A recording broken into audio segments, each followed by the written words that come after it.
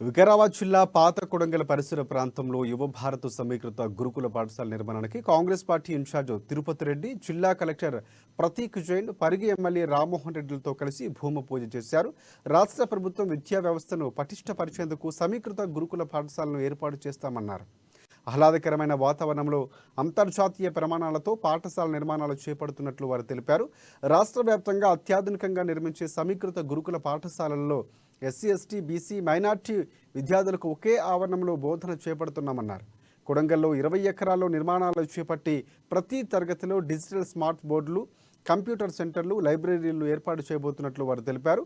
కుల, మత, వర్గ అంతరాలు లేని విద్యా సౌధంలో క్రీడల్లో ప్రోత్సహించేలా క్రికెట్, ఫుట్బాల్ గ్రౌండ్స్తో పాటు బాస్కెట్బాల్, టెన్నిస్ కోర్టులను ఏర్పాటు చేసి విద్యార్థులు విద్యతో పాటుగా క్రీడల్లో రాణించేలా ప్రభుత్వం ప్రత్యేక చర్యలు తీసుకుంటున్నట్లు వారు వివరించారు.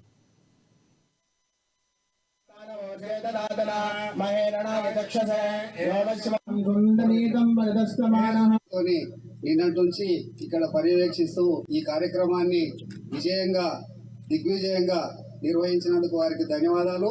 మరియు వారికి సహకరించిన జిల్లా ఎస్పీ గారికి మరియు అడిషనల్ కలెక్టర్స్ కు, అన్ని డిపార్ట్మెంట్ ఉద్యోగస్తులకు, అధికారులకు, ప్రతి ఒక్కరికి, అదే నియోజకవర్గం నుంచి ఇద్దరు గ్రంథాలయం చైర్మన్లు ఉన్నారు, వారికి, మరి అన్ని మండల పార్టీ అధ్యక్షులకు, మరి ఇక్కడికి వచ్చినటువంటి కాంగ్రెస్ పార్టీ నాయకులకు, కార్యకర్తలకు, మీ అందరికీ ఈ కార్యక్రమాన్ని దిగ్విజయంగా నిర్వహించినందుకు